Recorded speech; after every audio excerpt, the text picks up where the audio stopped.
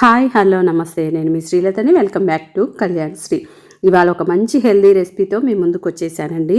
ఈ రోజుల్లో రక్తహీనత అనేది పెద్ద సమస్య అండి. స్త్రీలలో అయితే మరీ ఎక్కువగా ఉంటుంది. హిమోగ్లోబిన్ లెవెల్ అనేది బాగుండాలి, రక్తం పుష్టిగా ఉండాలి అంటే ఆకుకూరలు బాగా తినాలి అంటుంటారు. ఐరన్ ఎక్కువగా ఉన్న చవకైన ఆకుకూర అంటే తోటకూరే కదండి.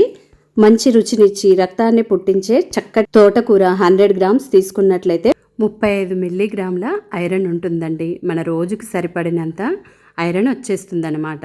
మరి ఇన్ని లాభాలున్న ఈ తోటకూరని, అలాగే టమాటో వేసి తోటకూర చేసామనుకోండి తక్కువ క్వాంటిటీలో తినడానికి వస్తుంది. అదే ఫ్రై చేసుకున్నాం అనుకోండి కర్రీ అనేది ఎక్కువగా తినేయచ్చు, రుచి కూడా చాలా బాగుంటుంది. ఫ్రై ఆ ప్రాసెస్ ఏంటి, ఏ విధంగా ప్రిపేర్ చేసుకోవాలో వీడియోలోకి వెళ్ళిపోయి చూసేద్దాం.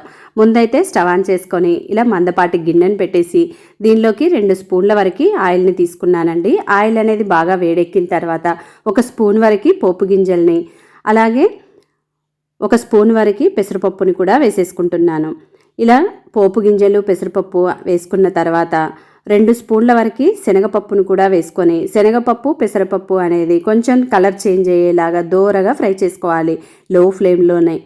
ఈ విధంగా చక్కగా ఫ్రై చేసుకున్న తర్వాత ఇప్పుడు దీనిలోకి 2 ఎండుమిర్చిని మధ్యలోకి కట్ చేసుకొని వేసుకుంటున్నానండి.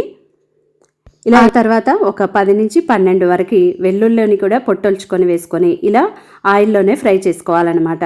ఇవి ఇలా ఫ్రై అవుతూ ఉండంగానే దీనిలోకి 2 పచ్చిమిర్చిని చీలికలుగా కట్ చేసుకొని వేసుకొని ఫ్రై చేసుకుంటున్నాను.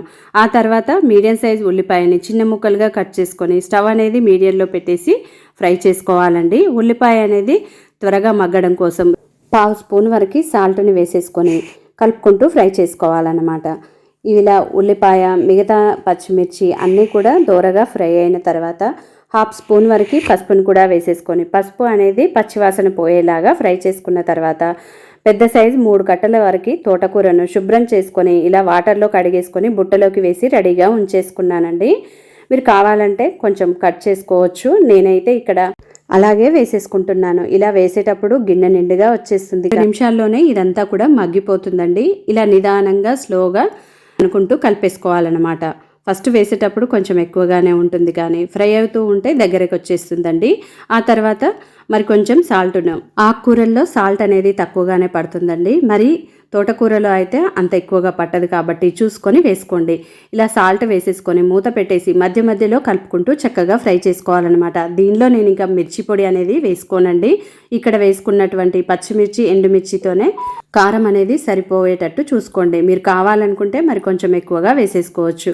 చూడండి, ఒక 5-6 నిమిషాల్లోనే ఇది చక్కగా ఫ్రై అయిపోయి పచ్చివాసన లేకుండా చక్కగా రెడీ అవుతుందన్నమాట.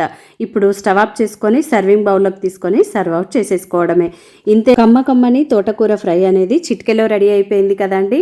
రైస్, చపాతీ, పుల్కా దేనిలోకైనా టేస్ట్ అనేది అదిరిపోతుందండి. ప్రిపరేషన్ కూడా సింపుల్గా ఉంది కదా, మరి లేట్ ఎందుకు, తప్పకుండా ట్రై చేయండి.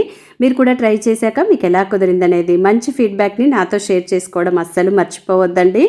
నచ్చినట్లయితే ఒక మంచి లైక్ కొట్టండి. ఫ్రెండ్స్ అండ్ ఫ్యామిలీ మెంబర్స్కి షేర్ చేయండి. మరిన్ని ఇలాంటి టేస్టీ రెసిపీస్ కొరకు మన ఛానల్ని సబ్స్క్రైబ్ చేసుకోండి. Thanks for watching. See you in next video.